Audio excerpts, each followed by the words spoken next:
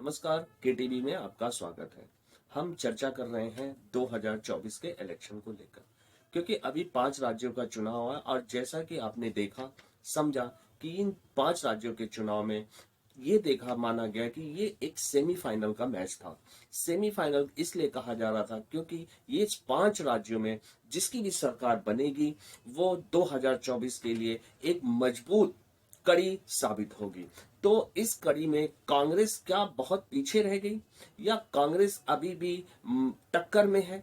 क्या जो India alliance बना उसमें जो क्षेत्रीय दल है वो अब कांग्रेस पर एक प्रेशर ग्रुप क्रिएट करेंगे?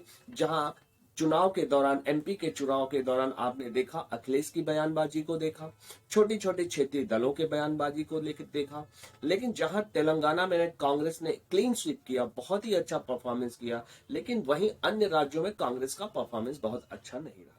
लेकिन आप कैसे समझेंगे कि ये मोदी जो 2024 के लिए अपनी प्रबल दावेदारी इन 5 राज्यों को जीत करके 5 राज्यों में 4 राज्यों में भी नहीं 3 राज्यों को जीत करके वो एक मिजोरम का जो छोटा राज्य है और तेलंगाना जहां कांग्रेस आई है और मिजोरम में बीजेपी आज जो चुनाव आया उसमें बहुत अच्छा नहीं कर पाई है। तो कैसे इन 3 राज्यों का कैसे ये माना जा रहा है कि इम्पैक्ट 2024 पे पड़ेगा? क्योंकि ये जैसा कि आप जानते हैं ये हिंदी बेल्ट है, हिंदी हार्टलैंड कहते हैं। तो हिंदी हार्टलैंड में लगभग लगभग 160 सीटें आती हैं, जहां उत्तर प्रदेश की 80 सीटें हैं, गुजरात में 26 सीटें हैं, राजस्थान की 25 सीटें हैं और एमपी में 29 सीटें हैं। इन सीटों को मिला दिया जाए तो 160 सीटें हैं।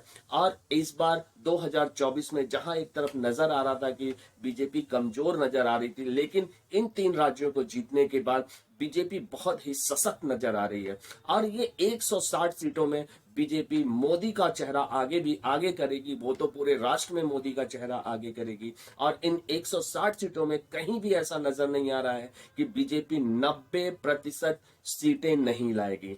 आपने 2019 का भी चुनाव देखा कि वहां गुजरात, राजस्थान, एमपी में क्लीन स्वीप करती है। तो क्या, जबकि राजस्थान में कांग्रेस की सरकार होती है उसके बाद भी लोकसभा में वो क्लीन स्वीप करती है, तो क्या ये आप नहीं समझ रहे हैं कि राजस्थान में उसकी सरकार बन चुकी है, एमपी में उसकी सरकार बन चुकी है, गुजरात में उसकी सरकार बन चुकी है, उत्तर प्रदेश में उसकी सरकार बन चुकी है।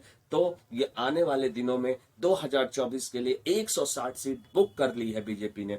तो अब कांग्रेस की क्या रणनीति रहेगी, इस पर कांग्रेस को विचार करना चाहिए। जहां राहुल गांधी की पदयात्रा से माना गया कि राहुल गांधी खुद को लोगों से कनेक्ट कर रहे हैं, तो चलिए दक्षिण भारत में तो वो कनेक्ट करते हुए नजर आए, लेकिन उत्तर भारत में सिर्फ और सिर्फ हिमाचल एक ऐसा प्रदेश रहा जहां उनकी सरकार रही।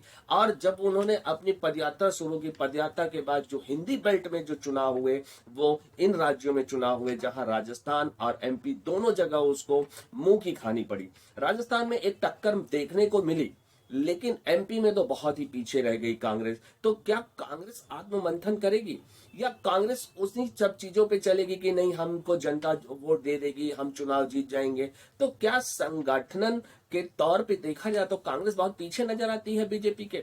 तो ये सब अब वक्त भी नहीं है। तो कांग्रेस को साउथ इंडिया से बढ़त मिल रही है और बीजेपी को नॉर्थ इंडिया से बढ़त मिल रही है, लेकिन नॉर्थ इंडिया की सीटें साउथ इंडिया की सीटों से काफी आगे निकलती हुई नजर आ रही हैं बीजेपी के लिए। तो देखना बड़ा दिलचस्प होगा कि 2024 में 160 सीटों पर 90% के स्ट्राइक रेट से बीजेपी आगे नजर आ चुकी है। ये हमारा दावा है। अभी आगे फिर हम समीक्षा लेकर के आएंगे और बताएंगे कैसे मोदी जी 2024 के लिए और राहुल गांधी 2024 के लिए कितना ये 2024 दोनों के लिए फायदेमंद होगा। तब तक के लिए धन्यवाद।